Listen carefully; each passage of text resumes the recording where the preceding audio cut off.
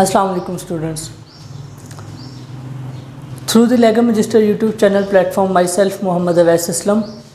उम्मीद करता हूँ आप सब लोग खैरियत से होंगे। स्टूडेंट्स, आज के वीडियो लेक्चर में हम डिस्कस करेंगे जो इंग्लिश का जो पोर्शन है लॉ एडमिशन टेस्ट में, उनमें कौन कौन से एमसीक्यूज़ है या किन टॉपिक से रिलेटेड एमसीक्यूज़ पूछे जाते हैं, उनको किस तरह से आप लोग प्रिपेयर कर सकते हैं और किस तरह से आपने उनकी तैयारी करनी है, हम आज इसकी वीडियो में डिटेल में डिस्कस करेंगे। तो सबसे पहले हमारे पास है यानी कि सिनोनिम्स एंड एंटोनिम्स होते हैं।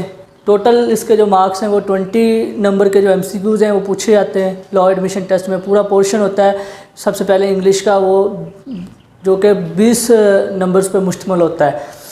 और ये भी एक बहुत इम्पोर्टेंट पार्ट है। मुख्तलिफ जो स्टूडेंट्स हैं वो इसी पोर्शन में मार खाते हैं कि उनके जो सिनोनिम्स नहीं करेक्ट होते हैं या फिर जो एंटोनिम्स है वो उनको नहीं आ रहे होते। उसके अलावा जो प्रेपोजिशंस का जो टॉपिक है वो उनसे अच्छी तरीके से समझ में नहीं आता, उनको नहीं पता चलता कि कौन सी प्रेपोजिशंस हमने यूज़ करनी है सेंटेंस में। तो उसके बाद हमारे पास सब्जेक्ट वर्ब एग्रीमेंट्स होते हैं, उससे रिलेटेड कुछ क्वेश्चंस होते हैं, उनका भी एक पूरा टॉपिक है वो डिटेल में होता है कि उसको भी उससे रिलेटेड भी कोई ना कोई एमसीक्यूज़ हमसे वो पूछा जा सकता है। सबसे पहले हम बात करेंगे सिनोनिम्स एंड एंटोनिम्स। सिनोनिम्स का आपको पता है कि सिमिलर वर्ड्स होते हैं। एक वर्ड दिया तो उसका हमने सिमिलर मिलता जुलता जो लफ्ज़ है वो हमने एमसीक्यूज़ में से सिलेक्ट करना होता है।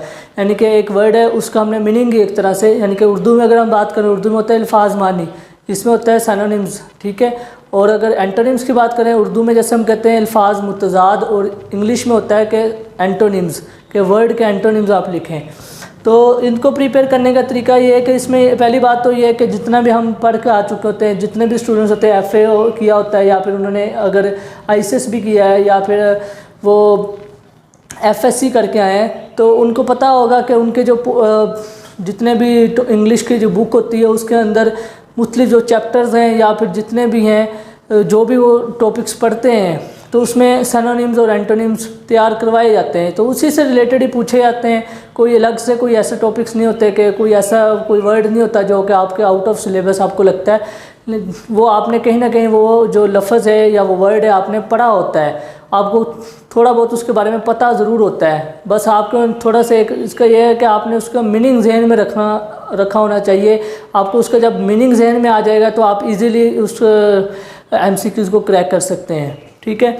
सो सबसे पहले इनको प्रिपेयर करने का तरीका यही है कि जो भी आप अगर कोई भी एमसीक्यूज़ बैंक भी देख रहे हैं कोई भी किस्म का, ये अपने सिनोनिम्स और एंटोनिम्स को प्रिपेयर करने के लिए, तो आपने तैयार कैसे करना है कि आपने उस वर्ड का मीनिंग जहन में रखना है। जब आपको उस वर्ड का मीनिंग आता होगा तो आपको ऑटोमेटिकली उसके सिनोनिम्स का भी पता चल जाएगा और उसके एंटोनिम्स का भी पता चल जाएगा। उसके बाद अब हम बात करेंगे प्रेपोजिशन के टॉपिक को। प्रेपोजिशन से रिलेटेड भी मुख्तलिफ यानी कि एक सेंटेंस दे दिया जाता है और उससे पूछा जाता है डैश लगा के कि इसमें कौन सी प्रेपोजिशन आएगी, इन आएगी, एट आएगी या कोई और, ओवर, आउट, इस तरह से रिलेटेड कोई ना कोई हमने प्रेपोजिशंस उसमें यूज़ करनी होती है। इसका जब तक हमको इस्तेमाल नहीं अच्छे तरीके से आएगा तब तक हम इन एमसीक्यूज़ को क्रैक नहीं कर सकेंगे। तो इसके लिए ज़रूरी है कि आपको सबसे पहले हर जो भी प्रेपोजिशन है उसके इस्तेमाल का पता होना चाहिए। तो इसको तैयार करने का यही तरीका है कि आप हर जो प्रेपोजिशन है, इन, एट और जितने भी हैं, उसके इस्तेमाल का आपको पता होना चाहिए। उसके बाद हमारे पास सब्जेक्ट वर्ब एग्रीमेंट होता है। ये एक पूरा टॉपिक है इंग्लिश ग्रामर का कह लें, तो उसमें सब्जेक्ट वर्ब एग्रीमेंट होता है कि यानी कि सब्जेक्ट के अकॉर्डिंग हमने वर्ब लगानी होती है। अगर यानी कि सब्जेक्ट अगर सिंगुलर है तो वर्ब भी सिंगुलर आएगी। तो उसके बाद अगर जो सब्जेक्ट है वो अगर प्लूरल है तो वर्ब भी हम प्लूरल इस्तेमाल करेंगे। तो इससे रिलेटेड आपने तैयार करने का यही तरीका है कि आपने इस टॉपिक को अच्छे तरीके से प्रिपेयर करना है अपने। उसके बाद एसे एंड पर्सनल स्टेटमेंट का, इससे रिलेटेड मैंने पहले भी आपको एक वीडियो में डिटेल में बता चुका हूँ। तो इससे यही है कि इधर बताने का मकसद ये है कि आपको, क्योंकि इंग्लिश की बात कर रहे हैं हम, क्योंकि उसमें चॉइस होती है कि आप इंग्लिश में भी लिख सकते हैं और उर्दू में भी लिख सकते हैं। अगर कोई स्टूडेंट इंग्लिश में अटैम्प्ट करता है तो उसको मैं बताता चलूँ, जैसे कि ऐसे हमारे पास 15 नंबर का होता है और जो पर्सनल स्टेटमेंट है वो हमारे पास 10 नंबर की होती है। तो ऐसे लिखने का यही है कि जो भी टॉपिक दे दिया है आपको, उसमें आपने सबसे पहले उसको अंडरस्टैंड करना है, अपनी अंडरस्टैंडिंग डेवलप करनी है। उसके बाद आपने अपनी एक रफ़ आउटलाइन क्रिएट करनी है, अपने माइंड में एक स्केच बनाना है, उससे रिलेटेड आपने उसको मुताबिक आपने एक कोहेरेंस का ख्याल रखते हुए और इसमें जो मुताबिकत होनी चाहिए आपकी, जो जितने भी पैराग्राफ्स होंगे हर सेंटेंस में अगर आप ऊपर कोई सेंटेंस लिख रहे हैं, ये नहीं होना चाहिए जो ऊपर आना चाहिए वो नीचे हो जाए, या वो नीचे जो आना चाहिए वो आप ऊपर लिख दें। यानी कि एक सीक्वेंस होना चाहिए, उसके मुताबिक आपने अपना एसे लिखना है। उसके बाद एक स्ट्रॉन्ग कंक्लूजन आपने ज़रूर लाजमी लिखना है। इसके स्पेशली मार्क्स होते हैं और एग्जामिनर इसको खासी इम्पोर्टेंस देता है और उसके अच्छे खासे मार्क्स वो रखता है अपने।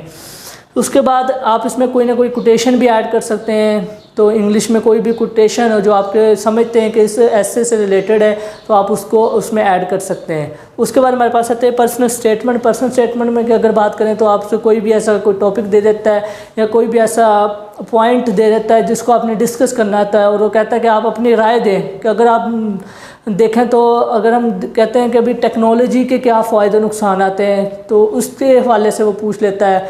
तो वो क्या ये भी पूछ सकता है कि जो टैबलेट्स हैं क्या वो बच्चों को देने चाहिए 8th क्लास में, या इस तरह से रिलेटेड जो अर्ली एजुकेशन है उसके बारे में वो पूछ सकता है। या फिर वो जो जितने भी को एजुकेशन से रिलेटेड कोई ना कोई ऐसा आपकी पर्सनल ओपिनियन पूछ सकता है। तो उसको भी आपने ये रखना है, आपने पहले समझना है टॉपिक को अच्छी तरीके से, अपनी एक रफ आउटलाइन क्रिएट करनी है और उसको पहले डिफ़ाइन करना है टॉपिक को। उसके बाद से आपने अपने व्यूज़ देने हैं, अपनी जो ओपिनियन है उसको देना है।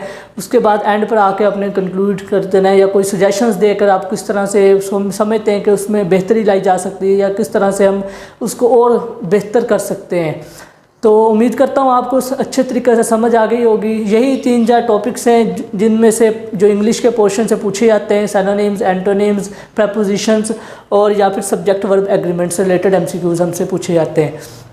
तो उम्मीद करता हूँ आप सबको अच्छी तरीके से समझ लग गई होगी कि कौन कौन से टॉपिक्स आपने इस इंग्लिश के पोर्शन को प्रिपेयर करने के लिए तैयार करने हैं। तो दुआओं में याद रखिएगा।